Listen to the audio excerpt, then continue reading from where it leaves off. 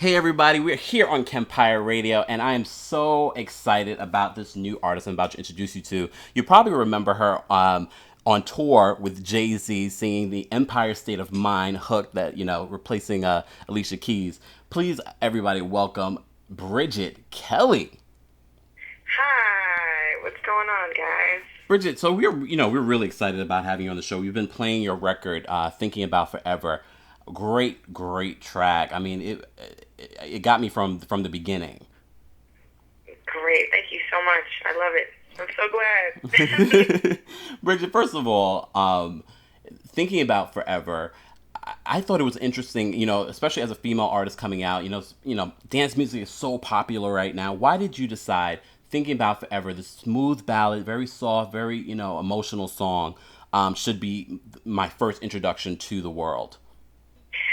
I think honestly, it's obviously a very raw, emotional record, and I wanted that to be sort of the first showcase of myself that I put out there. Mm-hmm. I mean, I got to share the stage obviously with Jay and let people kind of hear my vocal talent that Mm-hmm. way, and I guess I wanted to just express myself a little bit better. I mean, dance music is not my forte at all. So I definitely tried to stay away from the techno house. Mm-hmm.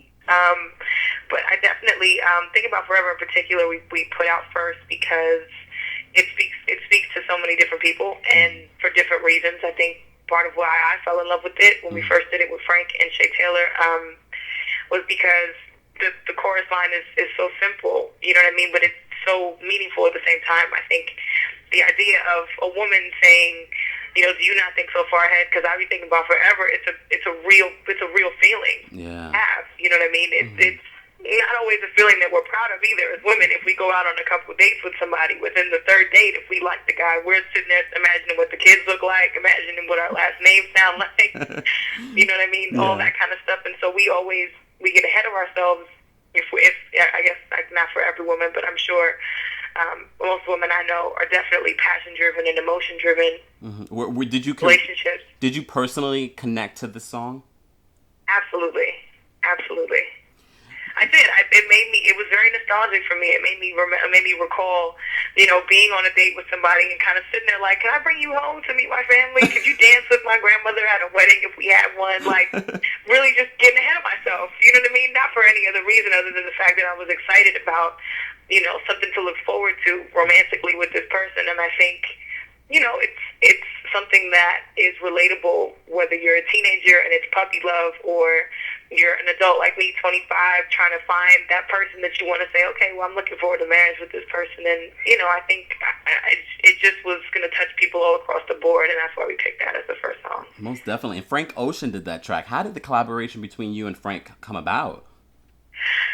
Well, I'm a huge fan of Frank's work, and the suggestion actually came from some of the people at the label because he had gone in with Beyonce, obviously for a song that he did with her on her latest album, and because of that, Jay was interested in going in and Kanye, and so from that it trickled down, and they were like, we would love to get you in with Frank. He's obviously an up and coming writer as well as a blossoming artist, and we would love to see how that chemistry works. And he went in with my favorite producer, Shay Taylor, and they came up with that incredible song, and it was just it fit so perfectly. It became everybody's favorite within a matter of minutes. As soon as it was played, everybody was just attached to it. So what has been the fan response to the song now that it's been out for a few weeks now? What are your fans saying, or people that are just being introduced to you for the first time saying?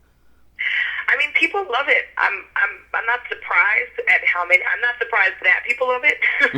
More surprised at how many people have really reached out and said, the song makes me think about this person or reminds me of this situation, and that's the reason I make music, is to sort of bring people in touch with a situation or a love or a memory that they from forgotten had such a powerful effect on them.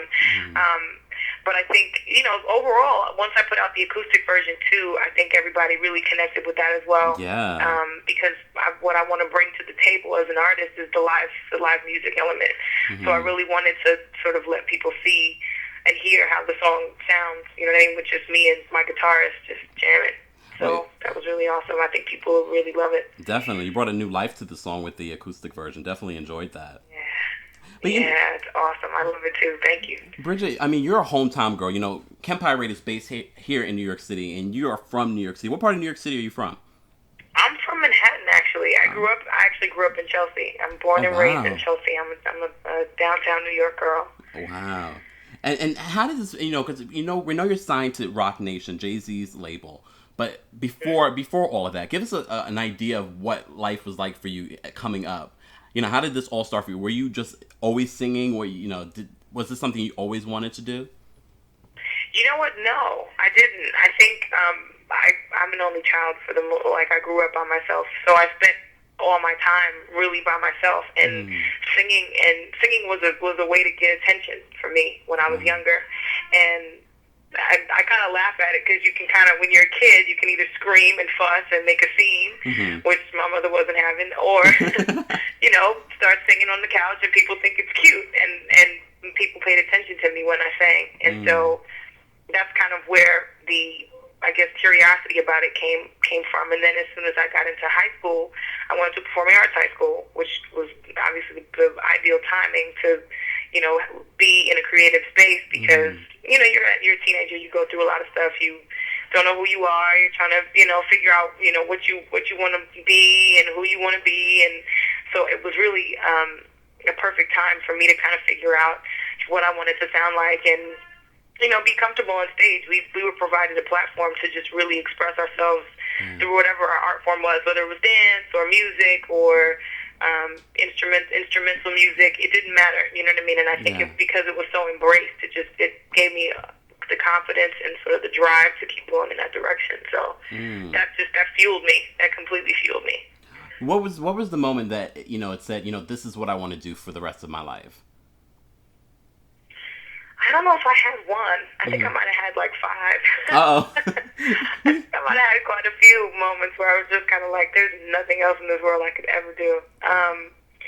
But I think in high school we did a show. I was a part of a class that was totally centered around writing and producing and putting on shows for music. And I think I remember doing it with all of my peers and just getting up on stage and performing one of my songs with, you know, a band, and the response was really great. And I went to a performing arts school, so we were not, I mean, nobody was admiring mediocrity. Everybody was tough critics. It was like Showtime at the Apollo.